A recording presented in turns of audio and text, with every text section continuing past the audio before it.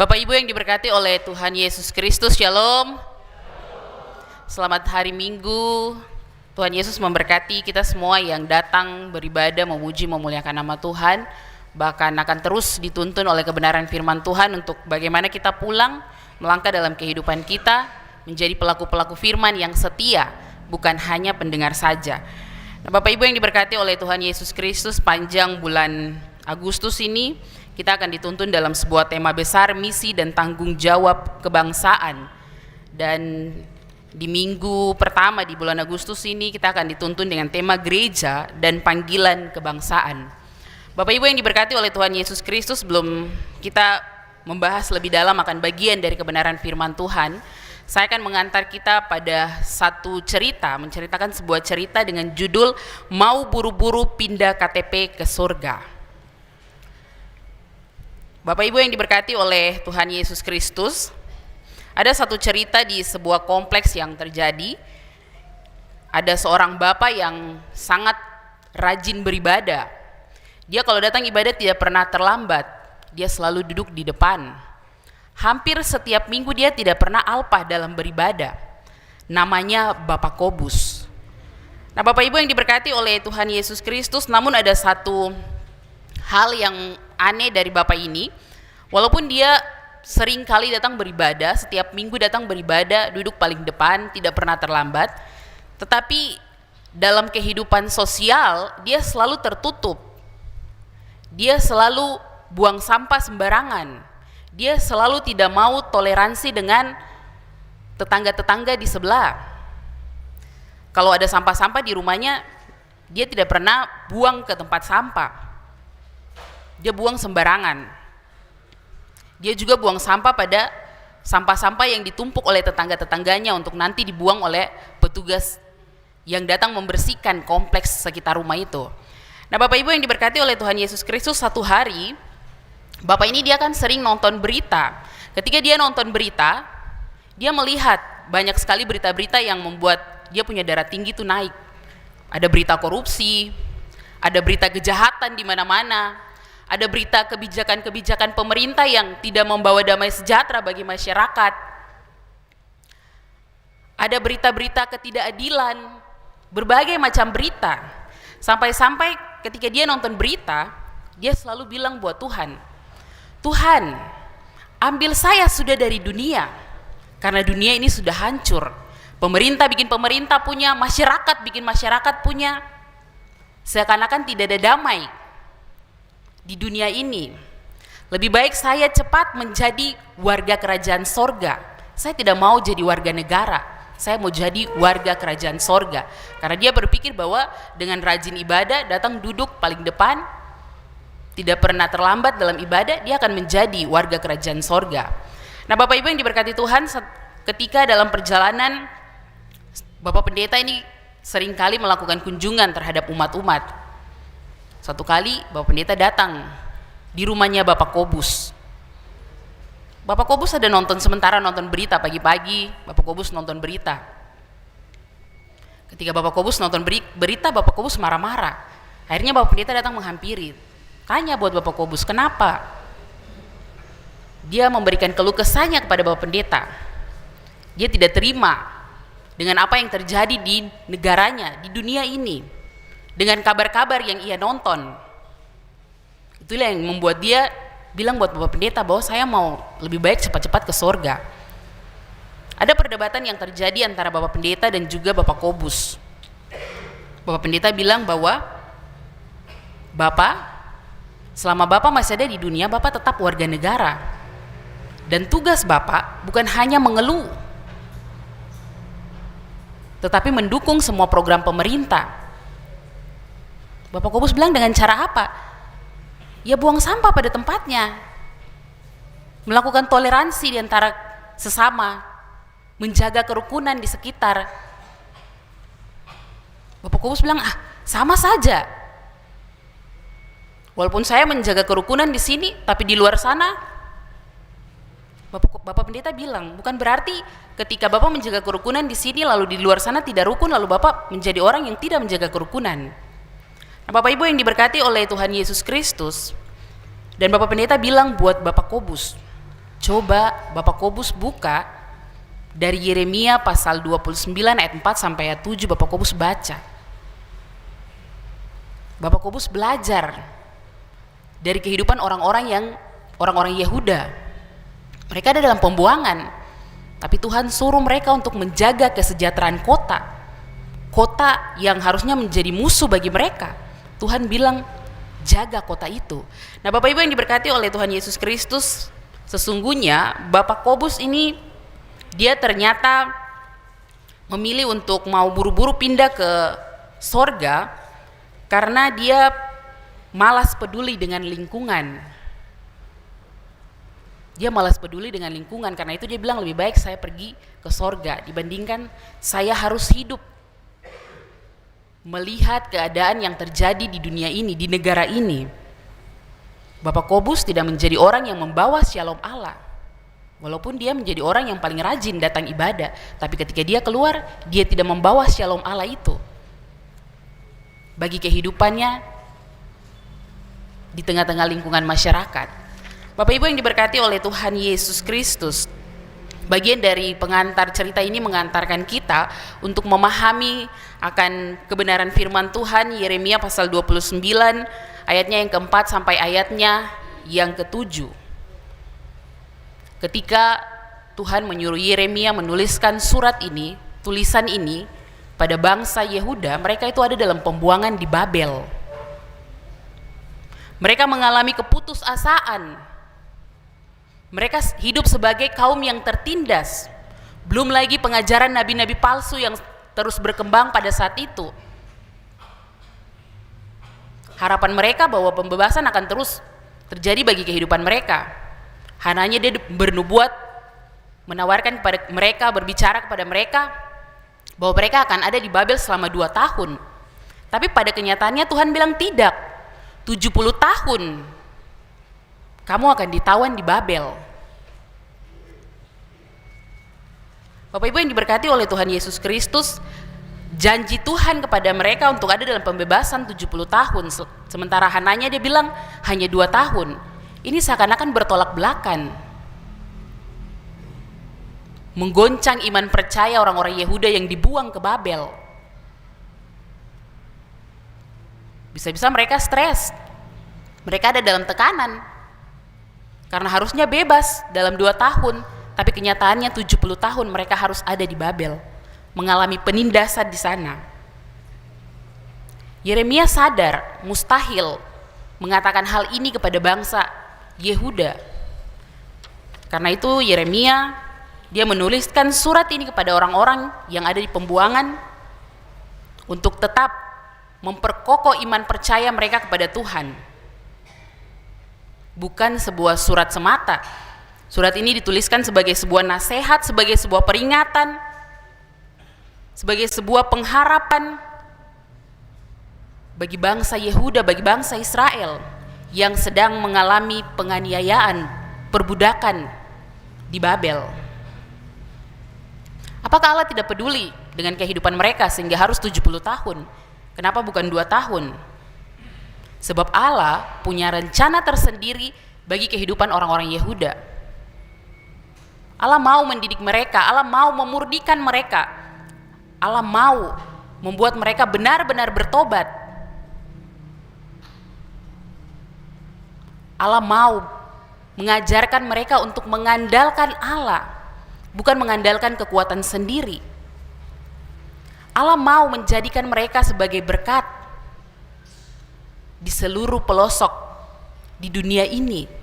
Janji berkatnya bagi keturunan, bagi nenek moyang mereka, Abraham, Ishak dan Yakub, terus terjadi bagi kehidupan mereka, sekalipun mereka ada dalam penindasan, dalam kondisi yang sulit untuk diterima. Tapi Allah akan tetap menjadikan mereka bangsa yang membawa berkat bagi bangsa-bangsa lain, menjadi model bangsa yang menjadi teladan, menjadi contoh bagi bangsa-bangsa lain. Bapak Ibu yang diberkati dalam Tuhan Yesus Kristus, ayat 4 dan ayatnya yang ke-6, di situ dia menuliskan sebuah perintah untuk menerima realita dan tetap berkarya. Tuhan tidak menyuruh mereka berontak atau berdiam diri meratapi nasib mereka. Tuhan bilang bangun rumah, buat kebun, beranak cucu. Kenapa bangun rumah? 70 tahun kira-kira dong mau tinggal di mana? Di bawah kolong jembatan. Apakah orang Babel akan berbaik hati untuk berbagi rumah dengan mereka? Tidak. Karena itu Tuhan bilang bangun rumah. Tuhan bilang bikin kebun, supaya dari hasil tanah itu kamu menikmati. Jangan bermalas-malasan. Tuhan bilang beranak cucu, supaya keturunanmu tidak hanya mati cuma-cuma percuma di Babel. Kalau tuh 70 tahun mereka ada di sana, lalu mereka tidak beranak cucu, pulang sampai membangun Yerusalem sudah jadi lansia. Lah kira-kira lansia bisa bangun kota? Fisik sudah tidak kuat. Karena itu Tuhan bilang harus ada generasi penerus melanjutkan keturunan Yehuda untuk kembali membangun Yerusalem, untuk menjadi berkat kemanapun mereka berada. Bukan untuk diri sendiri berkat itu diterima, tapi untuk orang lain. Lalu ayat yang ke-7 dia bilang, supaya bagaimana Tuhan mengajarkan mereka supaya membawa shalom Allah di kota musuh. Model-model kayak kita orang sudah tidak bikin damai sejahtera di hati, ketong juga tidak akan balas damai sejahtera. Yang ada hanya kebencian, yang ada kita hanya menghindar. Tapi Tuhan bilang tidak, kamu harus membawa shalom Allah di kota itu. Usahakanlah, kerja keras, gunakan semua potensi diri untuk bangun kota Babel. Usahakanlah kesejahteraan kota. Kata kesejahteraan di situ dia ulangi 3 kali. Seakan-akan ini memberikan ketegasan kepada orang-orang Yehuda supaya mereka membawa damai sejahtera, memajukan kesejahteraan ekonomi, politik, sosial, agama, semua sisi kehidupan harus mereka majukan, walaupun mereka memang ada dalam penindasan. Lalu Tuhan bilang yang terakhir, berdoalah bagi kota itu, supaya mereka tetap satu. Sekalipun orang Babel akan membenci orang Yehuda, tapi mereka harus tetap berdoa. Biasanya kalau dalam tradisi-tradisi mereka berdoa untuk menghadapi musuh, tapi kali ini Tuhan bilang bukan soal menghadapi musuh. Berdoa bagi kesejahteraan kota di mana tempat mereka berada. Babel menjadi alat untuk Tuhan menguji iman mereka, untuk Tuhan mau mereka bertumbuh belajar mencintai diri sendiri, tetapi juga mencintai sesama. Nah, Bapak Ibu yang diberkati oleh Tuhan Yesus Kristus, belajar dari kebenaran firman Tuhan hari ini, ada 3 poin penting yang saya ingin bagikan bagi kehidupan kita secara bersama-sama. Yang pertama, lakukanlah perintah Tuhan. Taatlah terhadap perintah Tuhan. Ketaatan yang sejati tidak menunggu situasi menjadi sempurna. Ketaatan yang sejati berarti melakukan kehendak Tuhan di tempat di mana kita berada hari ini. Sebab di sanalah Tuhan hendak memakai kita menjadi berkat. Jadi kalau hari ini ketong kerja di tanpa ini, tanpa itu, ketong ada dalam rumah ini, di dalam GPI ini, di dalam Indonesia ini, di dalam keluarga ini, supaya ketong menjadi berkat. Tunjukkan ketaatan dalam semua sikap hidup. Jangan hanya ketong taat kalau Tuhan berkati. Lalu kalau Tuhan sudah tidak berkati kita, kita tidak menjadi orang-orang yang taat. Mari belajarlah dari bangsa Yehuda supaya kita menjadi berkat dimanapun kita berada. Bukan kita menjadi kutuk. Jangan buat sampai berkat yang kita terima itu menjadi kutuk untuk diri kita sendiri. Tapi buatlah berkat yang kita terima itu supaya kita menjadi berkat bagi orang lain, bagi keluarga, bagi gereja, bagi masyarakat. Tuhan tidak pernah menempatkan kita salah posisi. Saya menyesal karena saya ada di gereja ini, saya menyesal karena saya lahir dari keluarga ini, saya menyesal lahir sebagai warga negara Indonesia. Tuhan tidak pernah menempatkan kita salah posisi.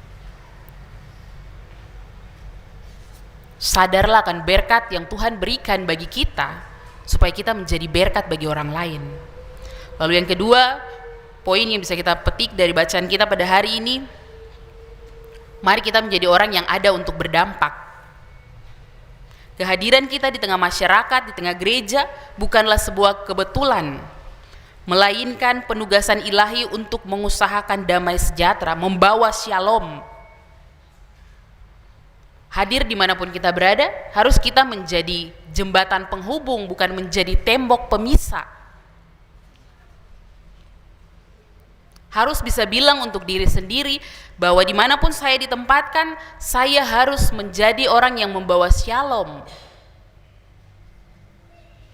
Sebab hari ini ketong bukan bicara koko saja, bicara sasa saja, tapi ketong bicara ketong semua.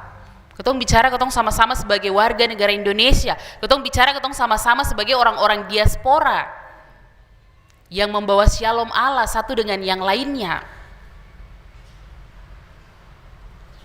yang menjaga kerukunan, memelihara persatuan dimanapun ketong berada. Ketong bisa menjadi agen perubahan, pembawa damai.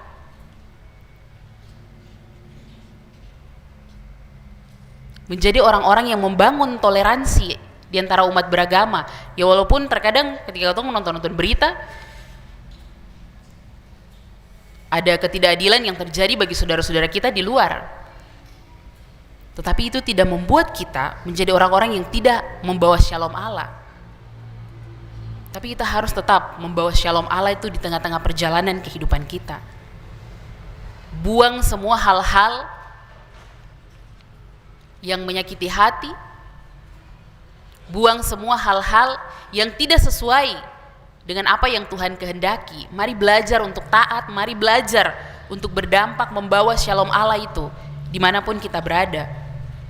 Mari menjadi orang yang aktif untuk berdoa, berdoa bagi pemerintah, bangsa dan negara. Itulah kenapa kalau doa syafaat itu terkadang orang rasa, aduh lama untuk apa berdoa untuk pemerintah, untuk apa berdoa untuk kota ini. Bapak Ibu yang diberkati Tuhan, pemerintah adalah wakil Allah di dunia ini. Gereja bermitra bersama-sama pemerintah. Karena itu kita perlu mendukung mereka dalam doa. Kalau ada kebijakan-kebijakan yang membuat kita merasakan ketidaknyamanan, kita tidak punya tangan untuk menggapai mereka, ya mari kita doakan. Kita sukseskan semua program-program yang dilakukan oleh pemerintah. Kita berdoa supaya pemerintah kita diberikan kebijaksanaan dari Tuhan. Kalau cuma saya sendiri di atas mimbar yang berdoa bagi pemerintah, lalu Bapak Ibu pulang di rumah tidak berdoa bagi pemerintah, bagaimana Tuhan mau dengar? Mari kita semua sama-sama berdoa, membungkam langit-langit ini, supaya ada damai sejahtera di atas kota ini, di atas tanah ini. Kita sama-sama berdoa supaya kita tetap ada dalam keamanan. Kejahatan-kejahatan itu dijauhkan dari tempat kita berada, supaya kita tetap merasakan kesejahteraan, keamanan yang terjadi. Karena doa itu, dia bisa membuat segala hal yang mustahil menjadi mungkin yang terjadi dalam perjalanan kehidupan kita. Kita harus punya rasa nasionalisme yang tinggi, cinta akan bangsa dan negara ini. Bukan hanya dengan bilang saya warga Indonesia, tapi saya tidak pernah mendoakan kedamaian, kesejahteraan kota. Saya hanya datang waktu ibadah saja, pada hari Minggu lalu saya berdoa, saya pulang di rumah, saya berdoa untuk doa pribadi bagi kehidupan keluarga saja. Saya tidak berdoa bagi pemerintah, bangsa dan negara. Mari belajar dari firman Tuhan hari ini, bahwa sekalipun situasi, kondisi, keadaan hidup dunia sekarang ini yang kita rasakan seakan-akan susah, Tuhan bilang jangan tinggal diam, berdoalah supaya kita semua tetap mendapatkan kesejahteraan itu. Kalau rumah mau sejahtera, kalau gereja mau sejahtera, kalau negara mau sejahtera, maka mari bawa semua dalam doa.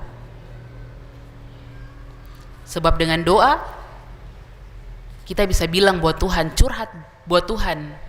Tuhan, kita tidak ingin ada kekerasan, kita tidak ingin mendapat ketidakadilan, kita tidak ingin hidup tidak nyaman di dunia ini. Kita ingin supaya kita mendapatkan kenyamanan, kita mendapatkan kesejahteraan. Karena itu pulanglah sebagai warga negara Indonesia, sebagai gereja, sebagai kecintaan kita terhadap negara, mari kita berdoa bagi pemerintah-pemerintah kita. Kita berdoa bagi sesama kita. Kita terus hidup dalam kerukunan, dalam toleransi umat beragama, menjaga akan kebersihan lingkungan. Jangan biasa ketemu kebiasaan tuh habis makan langsung buang di kali di sebelah. Kalau ketemu dari gereja saja tidak menjaga kebersihan lingkungan, bagaimana ketemu membawa damai sejahtera keluar? Bagaimana ketemu membawa damai sejahtera itu pulang ke rumah? Kalau dalam hal-hal kecil saja ketemu tidak bisa lakukan. Bapak Ibu yang diberkati oleh Tuhan Yesus Kristus, pulanglah dan jadilah orang-orang yang membawa shalom Allah dimanapun Bapak Ibu berada. Tuhan Yesus memberkati kita semua dengan firman-Nya. Amin.